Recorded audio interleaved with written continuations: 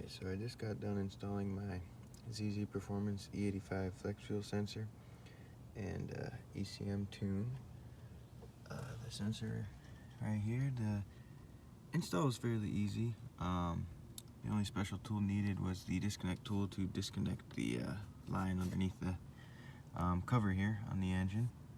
The wiring, pretty straightforward. The hardest part was really getting the whole fuse box and everything disconnected, and the computer just sits right under there.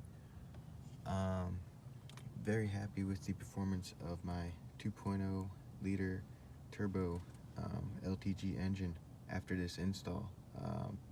I have not used full E85 yet, which I plan on filling up tomorrow.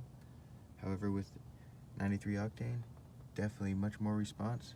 I'm very happy with this product, ZZPerformance. I'll be ordering more parts from you soon. Thank you very much, guys.